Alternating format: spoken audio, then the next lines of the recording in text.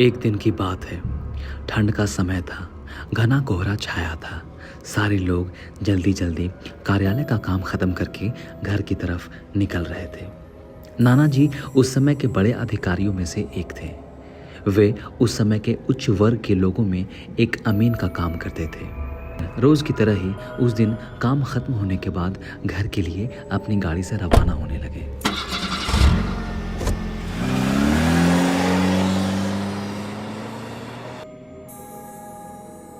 रास्ते में उन्हें हाट से कुछ सामान भी लेना था। वे और साथियों से अलग हो गए। उन्होंने घर की कुछ जरूरत सामान लिए और गाड़ी आगे बढ़ा दी। आगे जाने पर उन्हें कुछ मछली बाजार दिखा और वे मछली खरीदने के लिए रुक गए। मछली लो, मछली लो। ताज़ी मछलियाँ लेने और देखने में टाइम ज़्यादा ही गुजर गया। उनकी जब अपनी घड़ी पर नज़र गई तो उन्हें आभास हुआ कि आज तो घर जाने में बहुत देर हो जाएगी और ये सब लेकर घर पहुंचने में काफ़ी समय लग जाएगा। फिर यही सब सोच के उन्होंने सोचा कि क्यों ना जंगल के रास्ते से निकल जाएं, तो जल्दी पहुंच जाऊंगा। तो उन्होंने अपना रास्ता बदला और जंगल की तरफ अपनी गाड़ी घुमा दी। समय 11 बज चुका था। घना कोहरा, काला अंधेरा, पूरा गुन्न और सुन्न अंधेरा था। गाड़ी तेज रफ्तार से आगे बढ़ रहा था।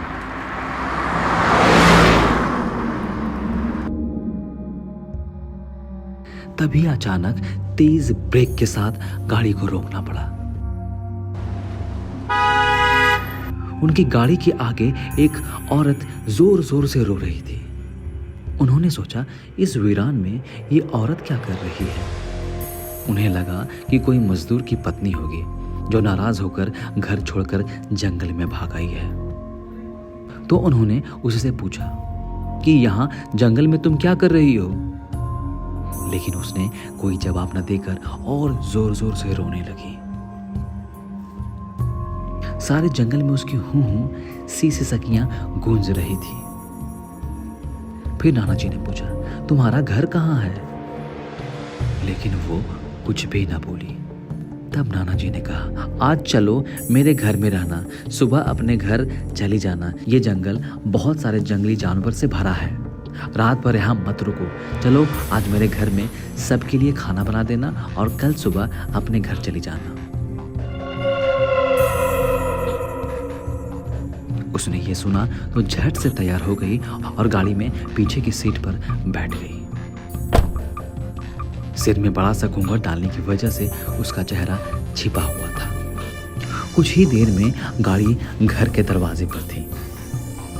घर के लोग कब से उनकी राह देख रहे थे। गाड़ी रुकते ही पापा ने पूछा, आज तो बहुत देर हो गई और सारे लोग आ भी चुके हैं। तब उन्होंने सारी बातें अपनी माँ को बताई और कहा कि आज खाना इसी से बनवा लो, कल सुबह ये अपने घर चली जाएगी। इतनी रात को बेचारी जंगल में कहाँ भटकती, इसलिए मैं ले आया। पर पापा को कुछ संदेह हो रहा था। उन्हें मन में लग रहा था कि कहीं ये चोर तो नहीं, कहीं ये रात को सोने के बाद या खाना बनाते समय कुछ सामान ही ना चुरा ले। पर बेटे की बात को कैसे मना करती। फिर उनकी माँ आई और ये सारी बातें सुनी। फिर उन्होंने उस औरत को कहा, देखो आज तो मैं रख ले रही हूँ, लेकिन कल सुबह होते ही यहाँ से चले जाना और जाओ रसोई में ये सामान उठा कर ले जाओ और खाना बना दो। उसने फिर से जवाब नहीं दिया, बस हूँ हूँ की आवाज़ कर रही थी। और वो सारा सामान लेकर माँ के पीछे चल दी। रसोई में सारा सामान रखवा कर माता जी ने उसे खाना जल्दी बनाने की सख्त हिदायत दी और वहाँ से चली गई। लेकिन उनका मन कुछ परेशान सा था। फिर 10 मिनट में वो रसोई में आई कि वो क्या कर रही है और उसका चेहरा भी देखना चाहती थी। लेकिन वहाँ पहुँची तो देखा कि वो मछलियों का थैला निकाल रही थी। उन्होंने बहुत ज़ोर से गुस्से में कहा, यहाँ सब खाने का इंतज़ार कर रहे हैं और तुम अभी तक मछलियाँ ही निकाल रही हो, कल सुबह तक बनाओगी क्या। उसके सिर पर घूंघट अभी भी था तो चेहरा देखना मुश्किल ही नहीं नामुमकिन था। उन्होंने उससे कहा, तुम जल्दी से खाने की तैयारी करो, मैं आग सुलगा देती हूँ, काम जल्दी हो जाएगा। और वे जल्दी से चूल्हा जलाने की तैयारी करने लगी, लेकिन साथ ही वो उसका चेहरा देखने की भी कोशिश कर रही थी। लेकिन वो जितना देखने की कोशिश करती वो और पल्लू खींच लेती थी। अंत में हार कर वे बोली, देखो मैं आग सुलगा दी हूँ, अब आगे सारा काम तुम कर लो, कुछ ज़रूरत हो तो बुला लेना। लेकिन वो फिर कुछ नहीं बोली।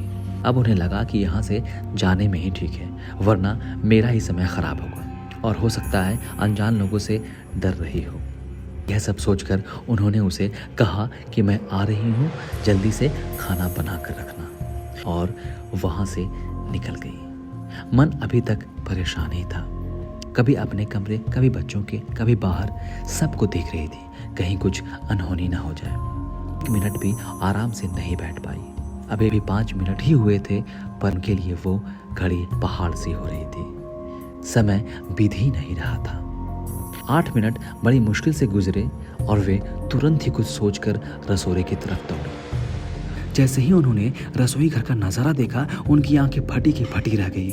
उनके पैर बिल्कुल ही जम गए, ना उनसे आगे जाया जा रहा था ना पीछे। उनके हृदय की धड़कनें रुक रही थी। वो औरत रसोई में बैठकर सारी कच्ची मछलियाँ खा रही थी। सारे रसोई में मछलियाँ और खून बिखरा पड़ा था। उसके सिर से घूंघट भी उतरा हुआ था।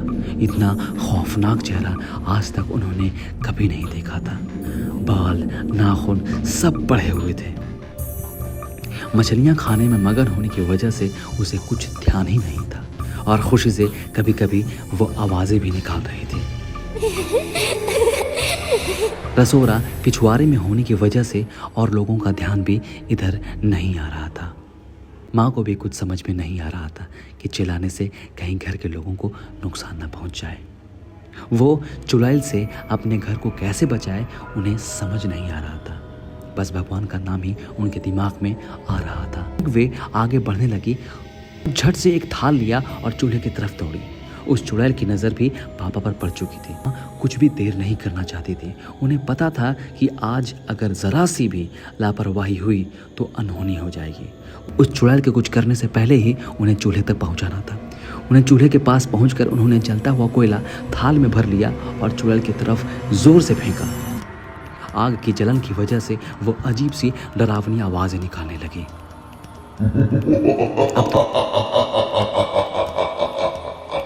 अब तो उसकी आवाज़ें बाहर भी जा रही थी। सारे लोग बाहर से रसोई की तरफ भागे। वो चुड़ैल जोर जोर से हूँ जोर जोर की आवाज़ निकाल रही थी और पूरे रसोई में दौड़ रही थी और माता जी को पकड़ना भी चाह रही थी। लेकिन अब सारे लोग रसोई में आ चुके थे। काफ़ी लोगों की भीड़ देखकर वो और भी डर गई थी। लोगों की भीड़ को झेलती हुई वो कभी इधर भाग रही थी, कभी उधर भाग रही थी, लेकिन लोग उसे घेरे हुए थे। अंत में वो लोगों की भीड़ को फाड़ती हुई बाहर जंगल की तरफ भाग गई। और ये मांजरा सारे लोग देखकर डरे सहमे खड़े थे। कोई एक शब्द भी नहीं बोल पा रहा था। सबके मुंह एकदम बंद हो चुके थे क्योंकि सब बहुत ही ज़्यादा डरे हुए थे और सारे लोग मन ही मन माता जी की हिम्मत की दाद दे रहे थे और इस तरह इस भयानक चुड़ैल से पीछा छूटा।